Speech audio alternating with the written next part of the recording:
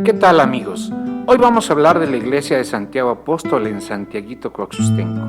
Pero para ello, necesariamente tenemos que hablar de los franciscanos, frailes que llegaron de España para evangelizar la región y se establecieron en Calimaya, cuyo territorio formaba parte del pueblo, como lo muestra un mapa del curato de Calimaya en 1767, que Margarita Loera publicó en su libro Breve Historia de Calimaya en 1997, donde ya aparece nuestro pueblo.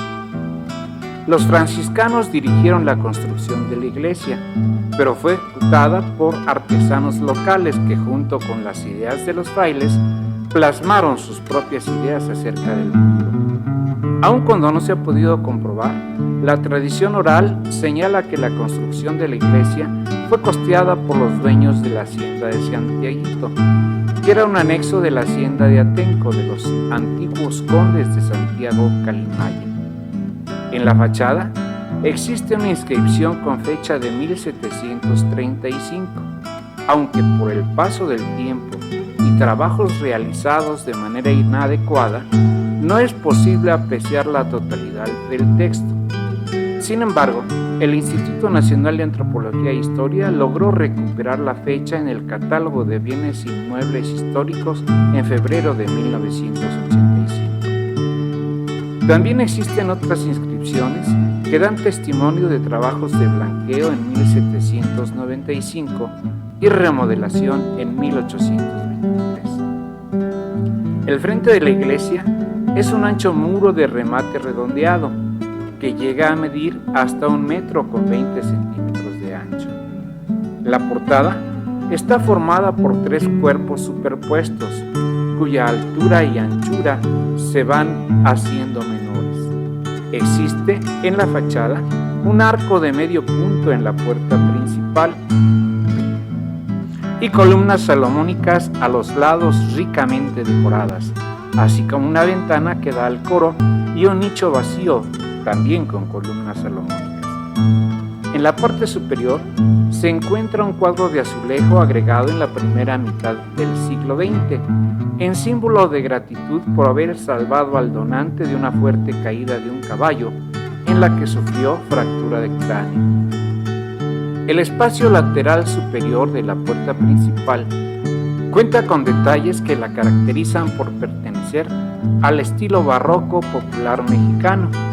En las columnas se pueden observar líneas diagonales que representan 5 nudos del cordón franciscano y se refieren a las 5 llagas que sufrió Jesús en la cruz.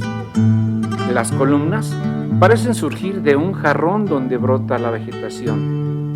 En la parte superior del arco de entrada hay una cruz labrada. Arriba de la cruz aparece un ángel y más arriba una cara que representa a Santiago Apóstol. Si nos dirigimos a la torre, en la parte baja es posible observar un águila de 2 cabezas que recuerda la unión del reino de Austria con el reino de España para expulsar a los árabes de su territorio, a cambio de que la familia Habsburgo gobernara España por varios siglos, siendo Carlos II el último emperador de esa familia que gobernó hasta 1700, año en que murió, fecha muy cercana a la terminación de la iglesia. La torre es del mismo estilo barroco popular mexicano, ya que es posible observar las columnas salomónicas y el mismo tipo de decoración, con un cuerpo principal con un arco de medio punto enmarcado por columnas salomónicas, lo mismo que los cuerpos superiores.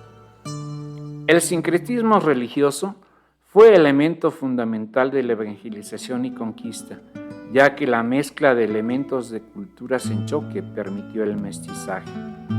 El águila era un animal sagrado para los pueblos prehispánicos, un animal capaz de elevarse mirando al sol como retándolo y bajar en picada a altas velocidades para cazar a sus presas, lo que la convierte en símbolo de nuestra nacionalidad. En la torre, a cada uno de los lados se encuentra un águila como reminiscencia de nuestro pasado indígena. Al centro, donde empieza el campanario propiamente dicho, se encuentra un ángel con características indígenas que sostiene el resto de la torre. Al entrar a la iglesia, encontramos 2 columnas estilo corintio con un capitel, es decir, la parte superior de madera ricamente decorado, y una figura humana sosteniendo el coro. Por sus vestiduras, el del lado izquierdo representa a un indígena y el del lado derecho un español, lo que nos habla de nuestro mestizaje. La techumbre de la iglesia es de teja, con un terrado de madera bellamente labrada en los laterales, con hermosas ménsulas labradas y el cordón franciscano, aunque al observar los grabados del huehuetl de Teotenango, instrumento prehispánico que perteneció a los concheros de Tenango y hoy se encuentra en el Museo Nacional de Antropología, se puede observar el mismo grabado. ¿Mera coincidencia o una muestra más del sincretismo religioso?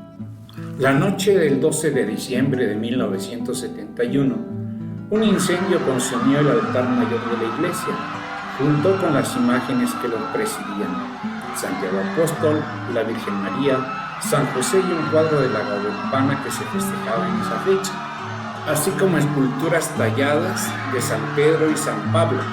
Las campanas sonaron convocando a la población para apagar el fuego. Las mujeres lloraban a gritos.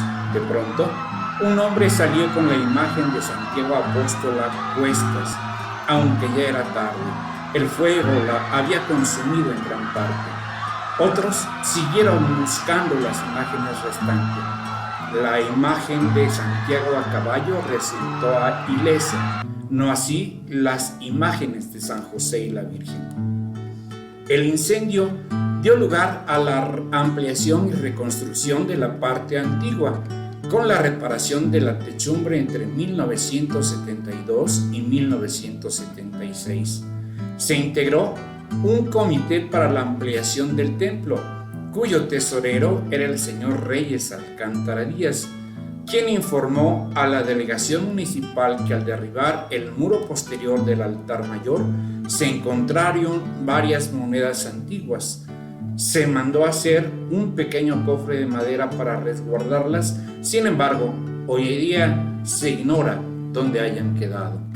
Una vez lograda la ampliación y reconstrucción, durante varios meses se cubrió la parte nueva de la iglesia con una cortina oscura, hasta que el 25 de julio de 2004, durante las mañanitas al patrón, por fin se mostró al pueblo la decoración que se había logrado, el principio de lo que ahora vemos.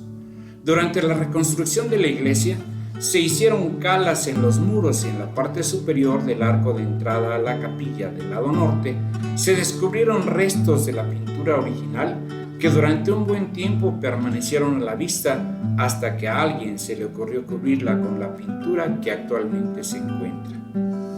Entre el año 2000 y 2003, los fiscales encabezados por el señor Daniel Reyes remodelaron la capilla del lado norte, para lo que aprovecharon uno de los hermosos retablos que años antes el párroco de la época ordenó quitar del interior de la iglesia y que afortunadamente los fiscales recuperaron. De esta manera, la capilla del lado norte actualmente está totalmente remodelada, con el retablo recuperado y hermoseado como en sus orígenes. En la parte inferior del mismo se encuentran los restos calcinados de las imágenes que sufrieron el incendio en 1971. Anteriormente, esta capilla la presidía la imagen del Corazón de Jesús. A un lado, la Virgen de los Dolores, que ahora se encuentra en el cuerpo principal de la iglesia.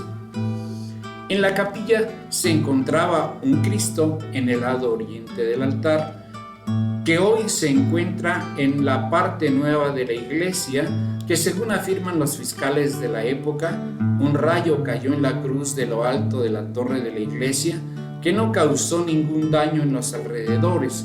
Sin embargo, la imagen sudó. Hasta hace algunos años se podía apreciar señales del fenómeno. También es posible observar un cuadro de San Miguel que presidía el altar de las ánimas y una representación de San Salvador o el martirio de Jesús. que anteriormente se encontraban en sus respectivos altares en la parte antigua de la iglesia. Frente a la capilla del lado norte se encuentra lo que era la antigua sacristía, donde estaba la pila bautismal original, y hoy es una pequeña capilla dedicada a nuestro Padre Jesús. En el altar mayor de la ampliación se encuentra al centro Santiago Apóstol custodiado por la Virgen María y San José, como en el altar que se incendió. La mayoría de las imágenes que se encuentran en la iglesia están estrechamente ligadas al ciclo agrícola y el quehacer de los habitantes de nuestro pueblo, como lo explicaremos en una siguiente entrega. El atrio es casi cuadrado, con un pasillo central cubierto con losas de piedra y los espacios laterales que a partir de los años 80 del siglo XX también fueron recubiertos de piedra y lápidas de difuntos que fueron enterrados antes de las leyes de reforma. En el centro de la parte norte del atrio se encontraba la cruz atrial, que con el fin de dar espacio a las actividades que se realizan con motivo de las fiestas patronales, se movió y se colocó al frente de la fachada de la iglesia. Hasta mediados de los años 70, el atrio era dominado por un enorme cedro que a principios de 1967 solamente contaba con una rama verde. Sin embargo, el peso de la nieve que se presentó en enero de ese año la derribó, quedando su enorme tronco totalmente seco. Al paso de los años, se formó un hueco en su interior, lo que dio lugar a que un cohete lo incendiara. Con el apoyo de una institución del Estado de México, Protimbos, se logró derribar con el uso de una grúa. Hasta principios del siglo XIX, el atrio no se encontraba bardeado, hasta que entre 1898 y 1901, la Sociedad de Madereros, un gremio muy importante en el pueblo en esa época, asumió esa tarea. Con la participación del pueblo, en años recientes se adquirió una casa vecina para la ampliación del atrio. Esto es, en síntesis, la demostración de lo que el pueblo unido ha podido hacer durante algunos años.